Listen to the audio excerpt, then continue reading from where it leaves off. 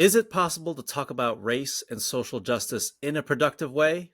Our guest today thinks so, and we think so too. So let's learn more and jump into it. Welcome to the art and science of difficult conversations, where we believe when you communicate better, you live better.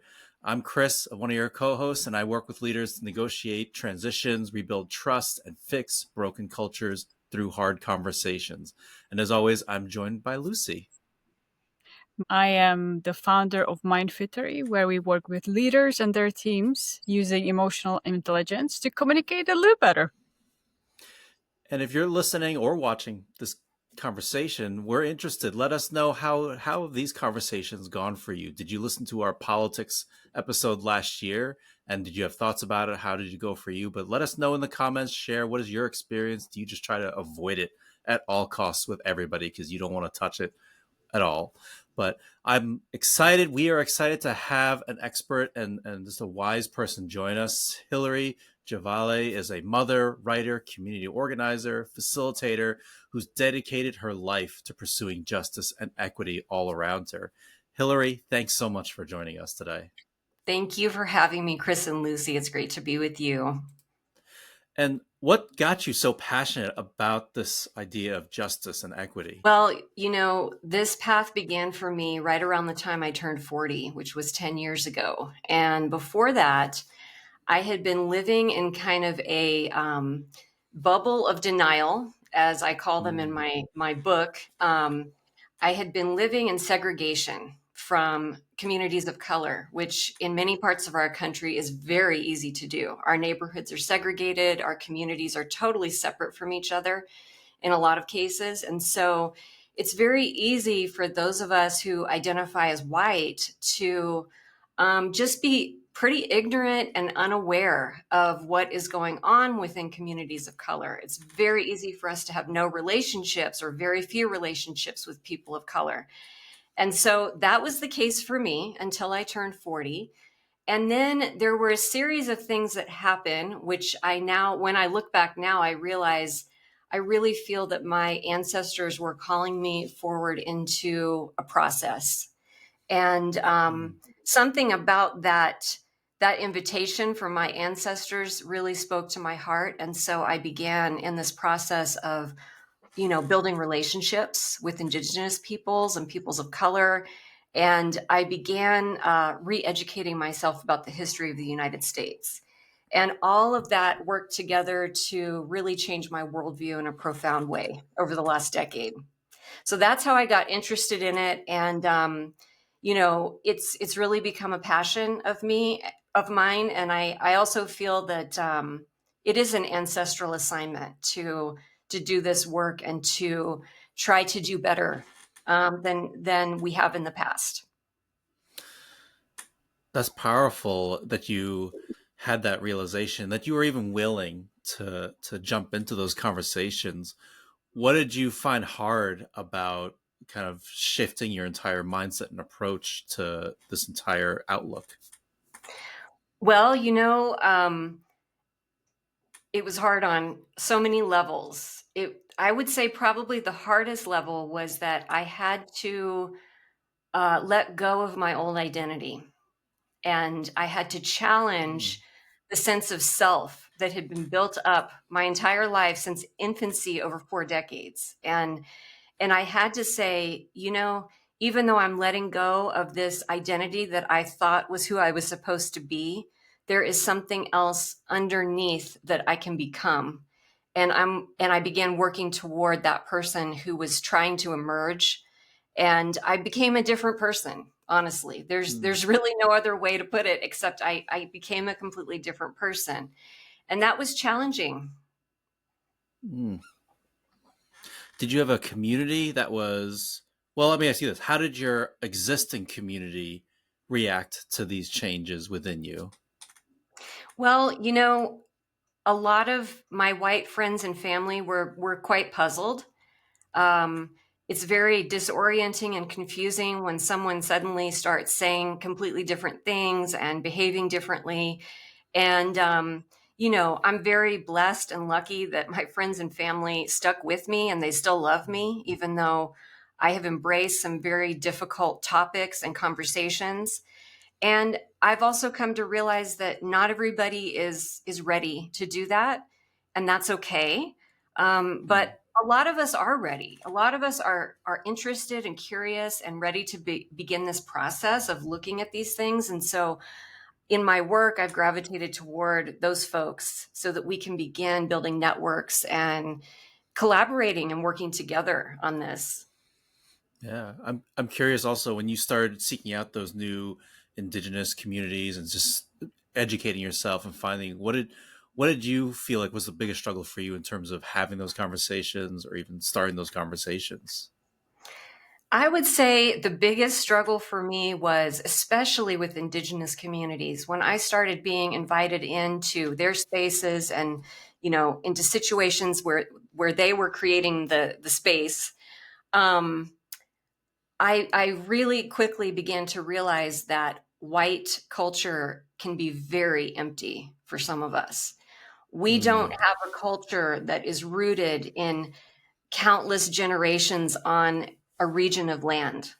We have a culture that's based in being uprooted from our ancestral lands in Europe and coming over here and perpetrating a lot of harm, and also a culture that's rooted in systemic white supremacy. And so that is a very empty and soulless culture. And not everybody feels that way, but I began to feel that way through spending time with Indigenous communities and people and friends. And that was really painful to see. And I mm, started, I really began to understand the impulse toward cultural appropriation, because to me, that is an expression of being part of a culture that is very disconnected, that is extracting from the earth, that is exploiting people of all different kinds for profit.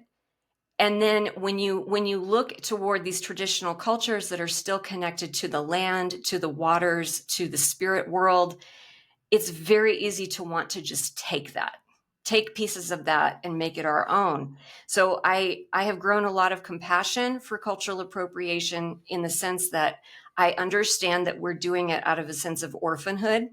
And mm. also, we have to stop, because that's part of the pattern of harm and colonialism that has been going on for centuries, and it's not okay.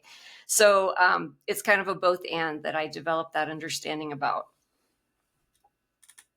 I'm curious, you've mentioned having, in a way, the old identity and the new identity. What is the key difference and how it's showing up differently in your conversations? I think, let's see, the key difference is that I'm willing, and I do engage in talking about very difficult things all the time. So on the last night of 2015, I found out that some of my ancestors had immigrated from North Carolina, from the Scottish Highlands to North Carolina in 1739. And the third generation of immigrants began receiving land grants in wills and from the government. Some of my family received a land grant in Mississippi that was signed by Andrew Jackson, Mm, that was stolen Choctaw land. mm, And they began enslaving people in Mississippi, and they did that for several generations. So, in the course of one evening, which happened to be New Year's Eve, I read all of that, and it was the first time I had ever heard it. And when I woke up the next day, I remember feeling so much shame, just totally overwhelmed and riddled with shame.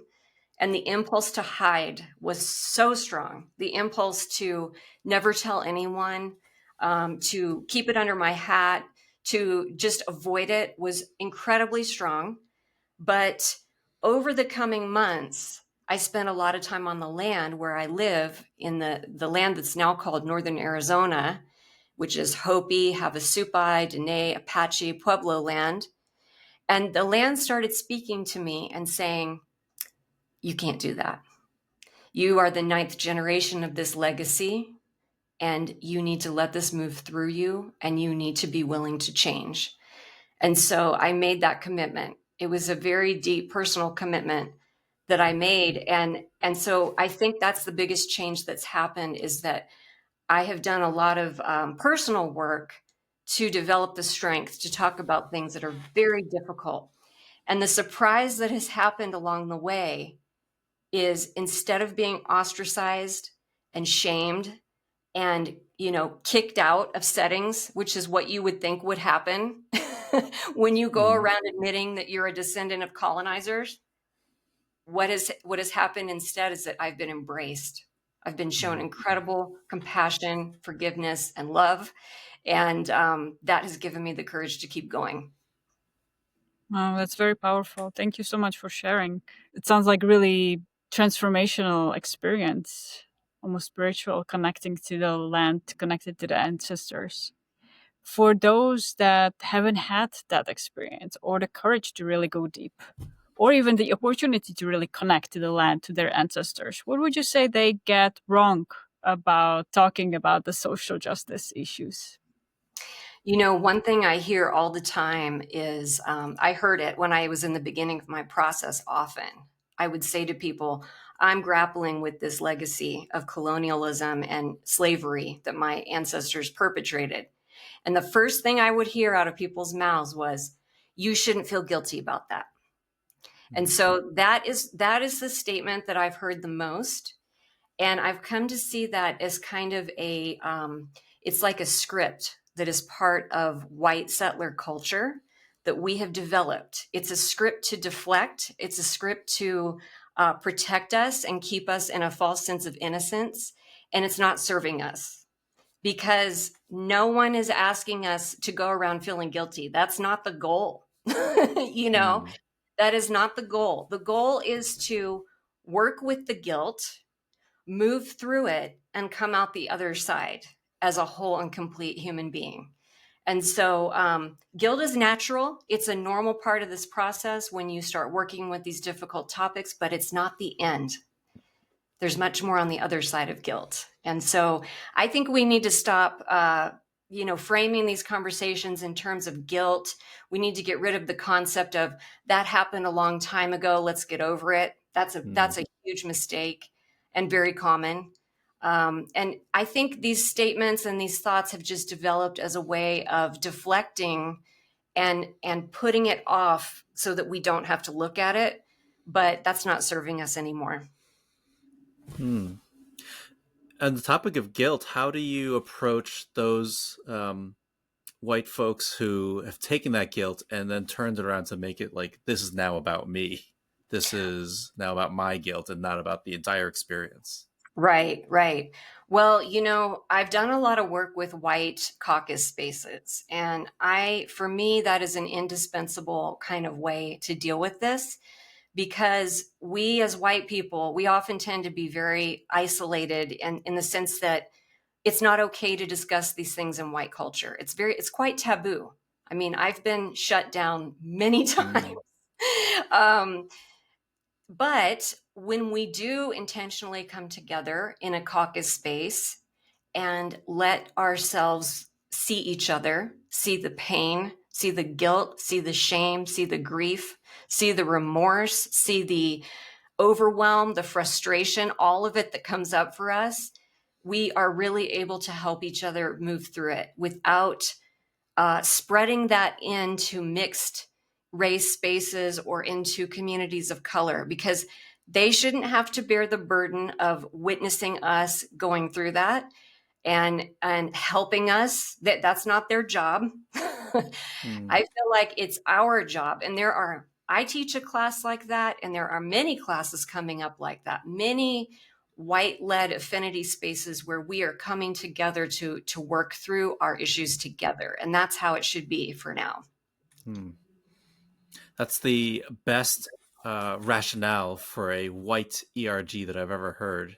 Because I've done cultural humility work, like training and working and having conversations, and I've personally never had a good reasoning for myself. Like, why should there be a white only? But your reasoning makes total sense. Makes perfect sense for Oh, that. that's good. I'm glad to hear that. Yeah. Yeah. Yeah. We don't want to do any more harm. And Right. there has been so much harm, and it's still going on, and in fact growing every day right now. And so we really need to be careful about protecting our relatives who come from different cultural backgrounds and not spreading that more to them. Mm. And one of the things we talk about on this show a lot about is sharing personal stories. And even before, you shared a personal story, which was much more powerful, right? You in your experiences and what you felt and in experience. And I felt, and that's like much more impactful than if you came on here and said, "Hey, listen, your history is messed up. Everybody's right." Instead of like a very accusatory. Do you find that storytelling is also really useful in these kind of spaces and these kind of conversations? Yes, well, I can share that, I spent 8 to 9 years writing a book that's called Becoming a Good Relative, calling white settlers toward truth, healing, and repair. And in those 8 years of writing, I was very blessed to work with a bunch of people who gave me feedback, as well as an editor, several editors.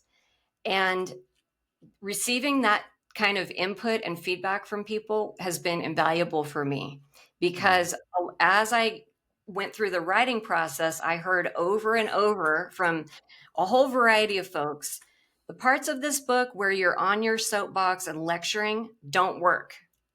Mm. Parts of this book where you are vulnerable, where you are telling a personal story, are the ones that work. And so I have hundreds and hundreds of pages of writing that were cast out of the book for that reason, because it took me years to get to the point of being able to really embrace that personal storytelling as a form of healing.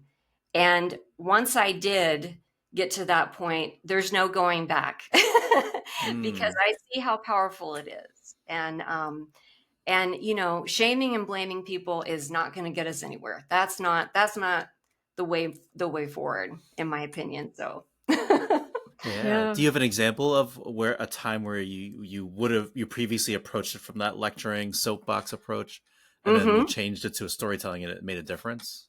yeah, there was in my book, I've shared a lot of dreams because I had very potent dreams during those years that were guiding me and showing me what to write about. And so one of the dreams I had was a dream that illustrated my own racism to me in a Mm. very clear way, using the language of metaphor, like how dreams are. And when I woke up from that dream, I knew what it was teaching me right away. And I was utterly horrified, you know? And so I remember at one point, I had a section of the book that was talking all about the lessons of the dream, but in a very analytical, intellectual way, using a bunch of sources from other people. And I remember one of my readers said to me, this isn't working at all, right? Mm. And so then I had to go back and think, the dream itself gave the teachings. And yes, it exposes me. It exposes my unconscious bias. It exposes the racism that I've inherited from growing up in a white supremacist culture, clearly. But that is the medicine.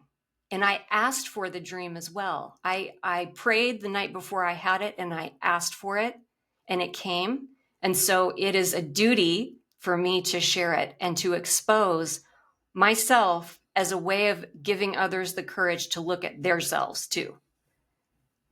Mm. That's very powerful. And as you're sharing being exposed, it's very vulnerable. And maybe that's what's holding back a lot of people because they don't want to look weak or they don't want to be shamed or expose themselves to being judged. What would be your recommendation? How can people be still vulnerable and share their stories and feel Right. safe? This is such a good question.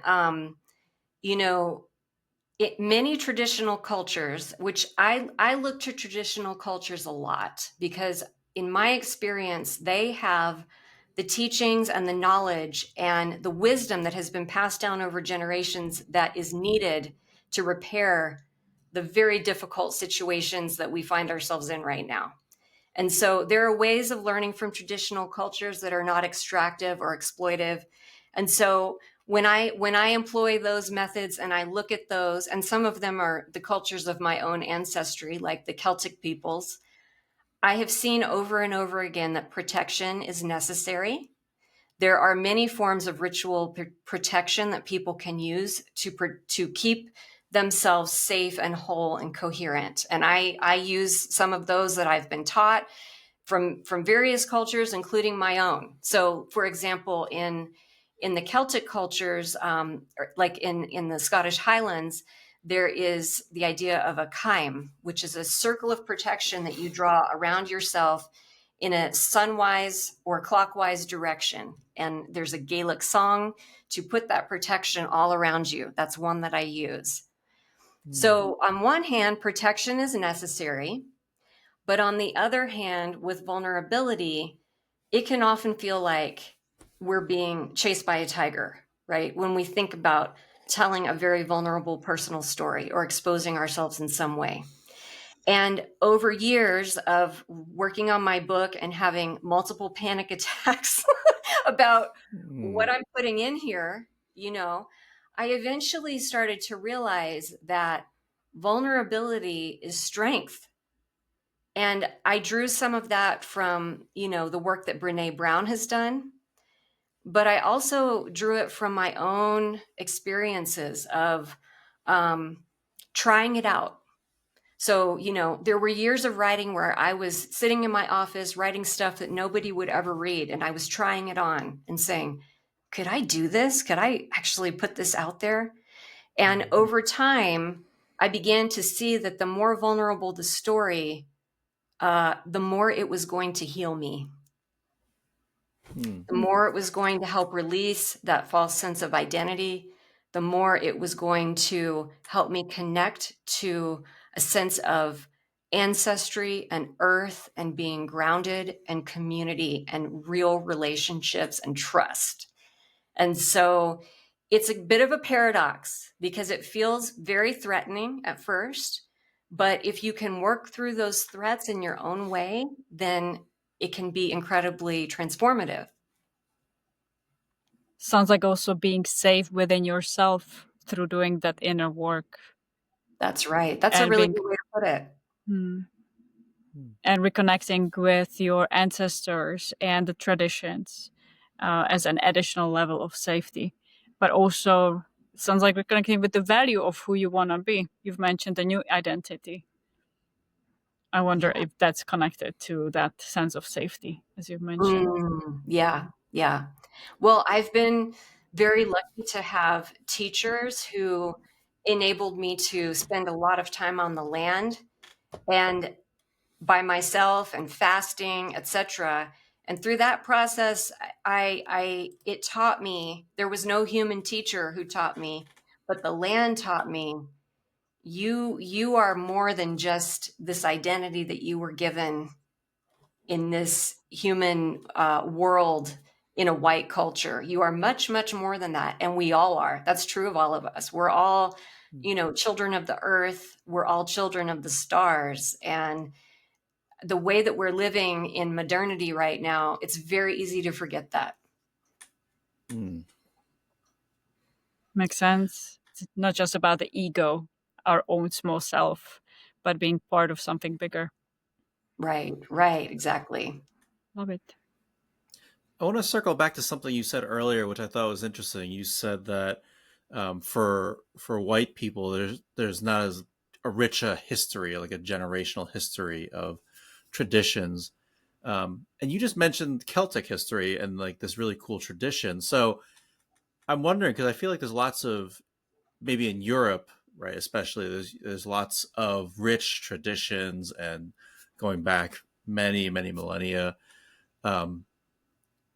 I'm wondering more if it's just an artifact of being, a melting pot where people have multiple multiple backgrounds. I don't know. What are your thoughts on that?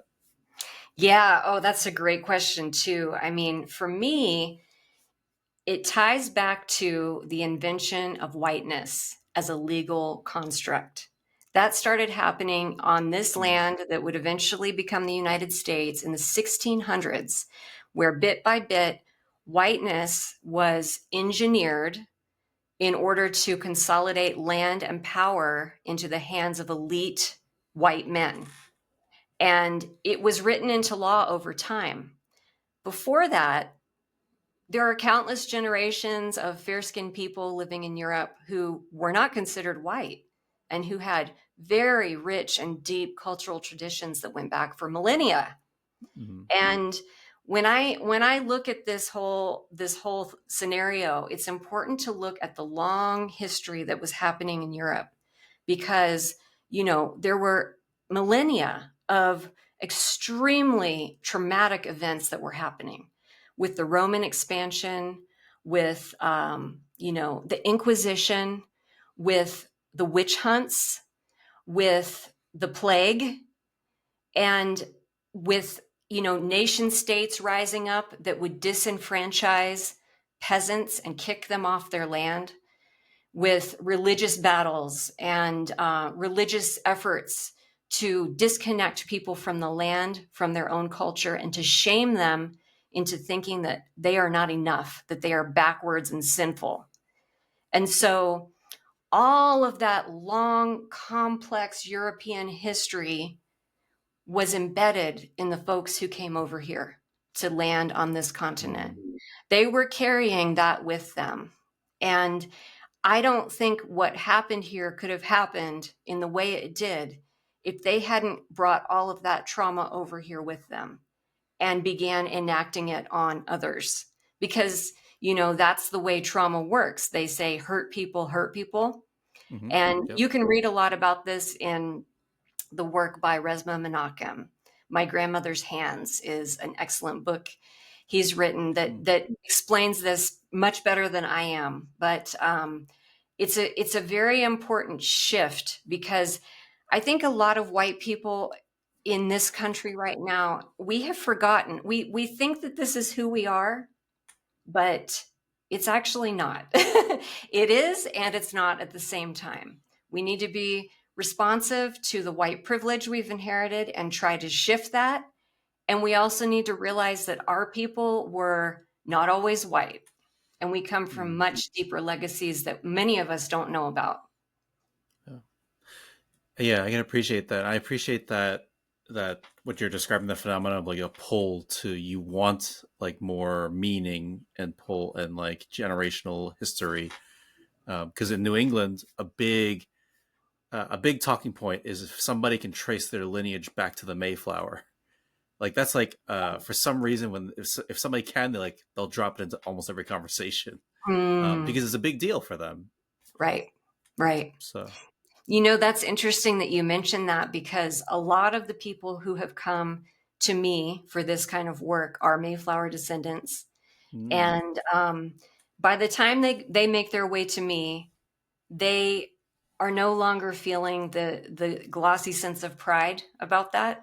They are grappling with the crisis of identity around, oh my gosh, my people were here at ground zero. My people were the ones who began this whole colonial project. And it's very special work to work with Mayflower descendants, because they have a unique role to healing the issues that we need to work through right now, because they do carry a bit of that original history with them. yeah. And it's not something to be, I don't necessarily think it's something to be proud of or ashamed of. It's just something to look at very carefully. Hilary, I would love to, or Lucy and I would love to throw some rapid fire scenarios at you of common situations that people get themselves stuck in, and how you think would be a good way of kind of navigating through that dialogue and that conversation. Okay, I will try my best. Yeah. And so let me start with, and Lucy, we can just take turns back and forth. So, what about talking about these kind of issues with a more conservative family member that you don't see all the time and you don't necessarily need to have a tight relationship with, but you do still see them, like an uncle, right? Like that stereotype of the uncle. How would you approach these kind of conversations when they're brought up at family holidays and gatherings or whatever? Right. You know, I would say in that scenario, you're likely to be met with a lot of resistance and defensiveness right off the bat. Do you want to hear Hilary's top tips for handling the situation? Well, don't miss part 2 of our conversation. And if you just can't wait to learn more about her, keep listening or check the show notes for all the links. Thanks for joining us today, and make sure you catch part 2 for the rest of this interview. And so Love let it. the people know, how can they find you? How can they follow you? How can they get your works? Obviously, we'll link everything in the show notes, but how can they find you and reach out? Yeah, my website is goodrelative.com. And I'd love to hear from people, so feel free to reach out that way. And I'm also on Facebook. My name on there is just my name. And then on Instagram is Hilary Giovale author. And I do, teach classes and facilitate workshops and different things throughout the year. And those events are always up on my website as well. Awesome. Hilary, thank you so much for being vulnerable and sharing and being willing to share your wisdom and insights with us. Oh, thank you. Thank you for encouraging that. It's really beautiful. Thank you, Hilary. Thanks. Much thanks to Hilary for her time today. If you want to get in contact with her, we'll put all the stuff in the show notes. If you're interested, I have a course, a 5-day course this fall that just on how to manage the most difficult conversations, and you'll walk away with scripts and newfound confidence in how to do that. We're gonna do live groups. So let me know if you're interested. And Lucy, I think you got something coming up also. Absolutely. Mental fitness training. A new cohort is starting in September, but I will run them every year, several times a year, where you really want to have the community support to build your mental fitness muscles and emotional resilience. So no matter what's happening, you can still have the difficult conversations with more calm and peace. Nice. Community. Yay. Awesome. Thank you all. We'll see you next week on the Art and Science of Difficult Conversations.